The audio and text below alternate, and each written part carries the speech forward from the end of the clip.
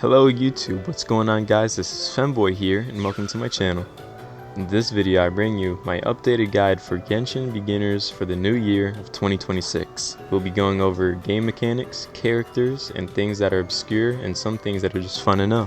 If you are new to the channel, make sure you like and sub because that will help the channel grow. And if you enjoyed the video, don't be shy to also hit the like and subscribe button. Holy Jesus! What is that?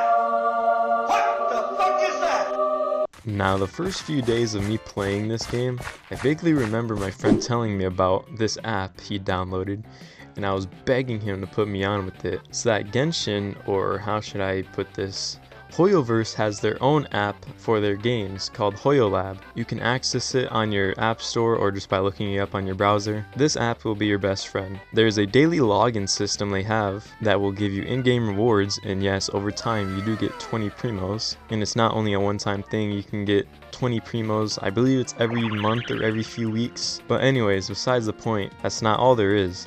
They also have an interactive map, which is the same map as the one in-game. So what I like to do is, in-game I will collect an Oculus and then go to my interactive map and then unpin it so I know which Oculus and which ones I have and haven't collected. There's a few other features you can check out yourself, but this is a great tool that will help you along your journey. Now, if you ever watched One Piece or heard of it, you might know about the 4 Emperors of the Sea. Genshin has that same concept. Well, kinda, not really. If you played more than 3 hours of this game, you may recognize some of these characters. These guys are elite. I am a 4-year vet of Genshin and I still use these guys in my day-to-day playthrough. I 1000% recommend building these guys when you get them in this game. Here's some gameplay on how they work. Bennett is a character that with his ult, he places down a circle, and while standing in this circle, you will be having your characters healed up by 70% of their health, meaning once their health is about 70% filled, the healing stops, because that is the max it can go. But while also standing in this circle, your attack damage goes up. So it's like a little buff. And with Fischl, as you can see, she is a electro applier slash damage dealer. She's like your support in the team. And then Sucrose is an animal character that will swirl up your other elements. And then Xingling is another pyro support damage dealer. So kind of like Fischl, but pyro. So that's a little explanation on how they work. Now, don't be sad if you don't get them right away and get other characters instead. It's not like the other characters in this game are bad or anything. I'm saying that these guys are strong and I recommend using them.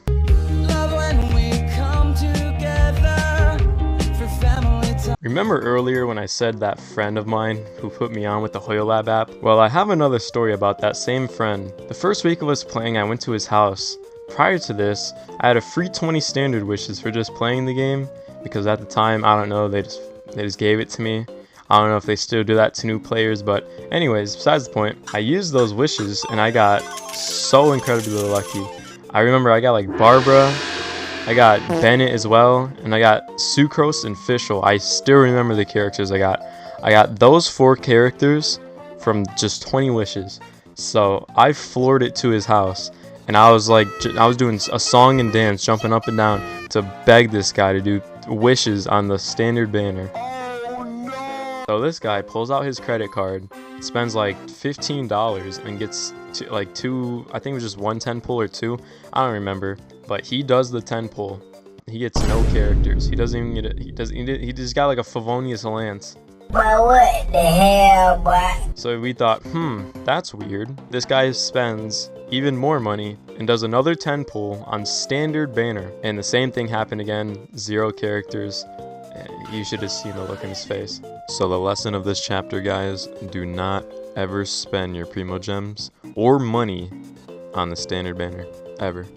No, I fucking deleted it! Oh my god, help me! Alright, chapter 4 is all about the order of where you are going in this game.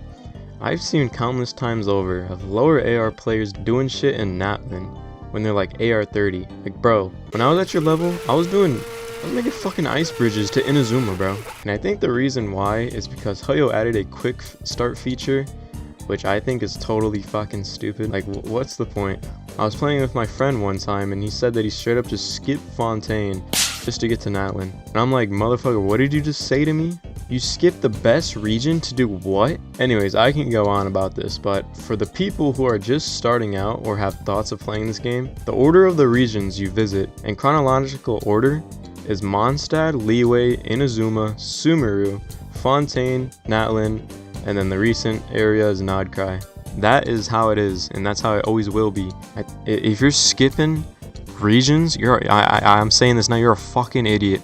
Totally fucking idiot. This is a damn story game, for crying out loud, and you want to skip parts of the story?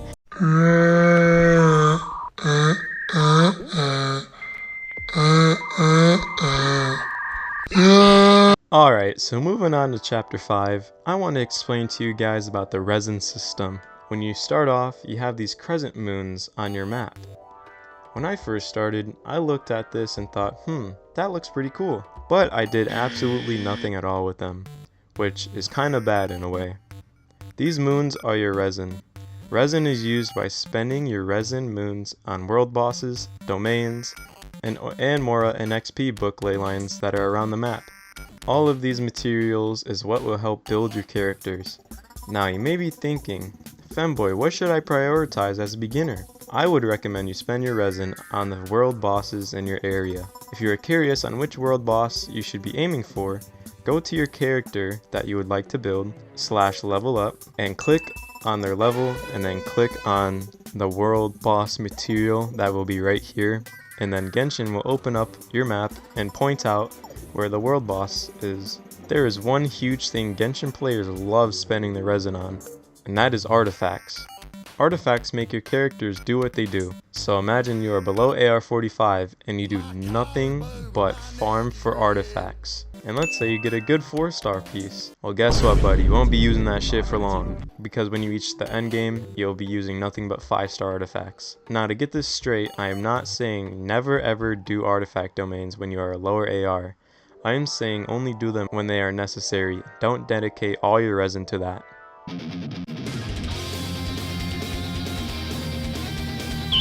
Chapter 6 is going to be a short and straight to the point chapter. When I first started off, this sounds embarrassing to even say, but I didn't even know where the main story quests were or what quests I should be following. When I was a beginner, I just did whatever quests I first saw, and then I would just do it. I remember when I got to Inazuma, I started the Archon quest, and then I did like 3 hours of world quest afterwards. So let me teach you what you should be looking for. Here is the main page of your quest. The one at the top is always going to be your Archon quest.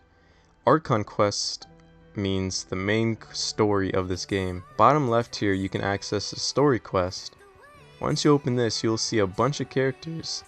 I like to call this the character quest because, well, that's pretty much what it is. Once you start these, you just do a quest about that certain character. These are normally pretty fun. You can also click the second column here, which you can also view your Archon quest. And then if you go to the third page, we'll also see your story quests, which are the same quests from bottom left here. Then the fourth page is just the daily commissions. And then the fifth and final one are the world quest. World quests are quests that you will find all around the map. These are optional quests, but I would recommend you do them just because there's a lot of them. And they also reward you with primos afterwards. Damn, someone count how many times I said quest during this.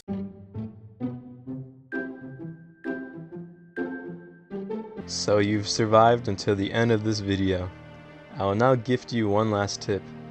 Throughout your journey through this game, I know it will be a good one. Always accept help when you're in need and don't allow anyone to tell you how you should be playing this game. If I was joining this game's community today, I would start by playing a shit ton of the story. I know it may feel overwhelming because of how big this game has gotten over the past few years, but call me Persona 3 because I think you should always take your time with this. If there's one thing I miss about playing this game is that I want to re-experience the beginning of this game again because it truly felt special to me.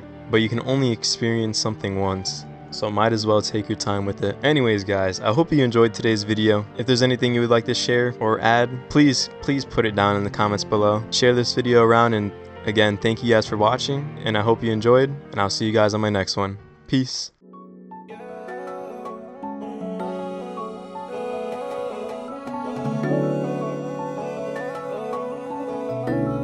Go crazy.